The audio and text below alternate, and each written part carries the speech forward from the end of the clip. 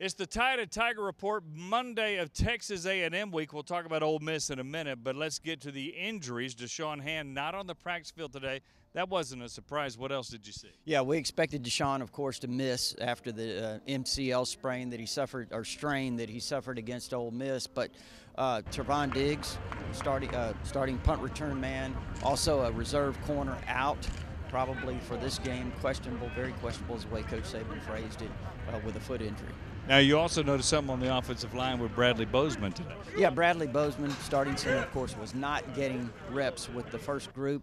Now, he was dressed, so that doesn't necessarily mean anything that anyone should be alarmed by, but he wasn't getting reps. Brandon Kennedy was working with the first group, and initially, Josh Casher was working with the first group at right guard. Lester Cotton eventually, by the end of the media viewing period, was taking reps with the first group. So let's be clear, we only have about 5 to 7 minutes, so you can't really tell exactly who actually worked. It didn't take very long either, but they played 60 minutes to see Alabama totally dominated Ole Miss. 1,290 yards is what Alabama has in the last 2 games. Never in the history of Crimson Tide football have they had back-to-back 600-yard games. They've only given up 1,245 for the year, so they had 45 more in the last 2 games than they've given up. Well, Brian Dable's doing an outstanding job. I mean, we talked about all offseason about how he has a reputation for utilizing all of his personnel, very versatile, diverse offense. We felt like the tight ends would get involved. Hell, Hinches has 2 catches this year, 2 touchdowns. Josh Jacobs, now that he's healthy, he's getting more involved in the offense. Had a couple of really nice grabs down the middle of the field, coming out of the backfield.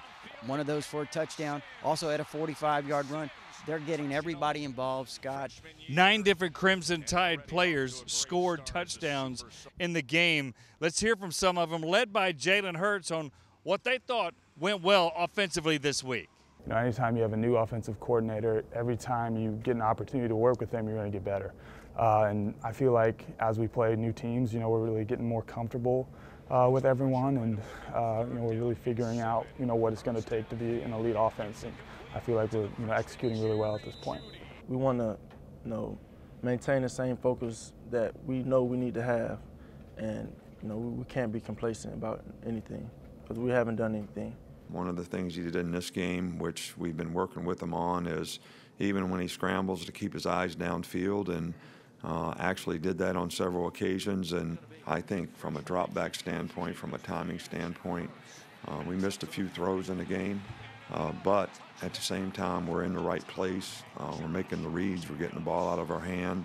And we also made some really good throws in the game. So we're excited about the progress that we've been able to make and the balance that it can create for us. Once again, the scoreboard tilted heavily in the favor of Alabama. It's one of those deals that Saban always says he's really competing against himself as far as his football team. Well, I think this week especially. You're coming off a 59-0 win over Vanderbilt, 66-3 versus Ole Miss. First time Alabama's beaten back-to-back opponents by 50 points or more in games. So I think the thing this week that Coach Saban wants to do is in terms of having his players focus, put the past in the past. You know, they have the 24-hour rule. He talked about that. So I think when he looks forward to Texas A&M, his first thought is, you know, let's keep the team grounded and not looking back to what they've done. Nick Saban definitely sets the bar. He talked about just playing to a standard as opposed to looking at that scoreboard today. What do I put first? Do I do what's best for the team and for my teammates, and know that it's important for me to be a complete player, whether I'm getting the ball, not getting the ball, getting an opportunity or not getting an opportunity, but I create an opportunity for somebody else, and that same person can create an opportunity for me when I get my chance. We got some podcasts coming up on the Tide and Tiger. Go there and subscribe on podbean.com, right here on YouTube, Tide and Tiger, on Tiger Insider as well. You can see the interviews, and, of course, a website coming soon, tideandtiger.com. For Rodney or Scott Griffin, thanks so long. We'll see you later this week.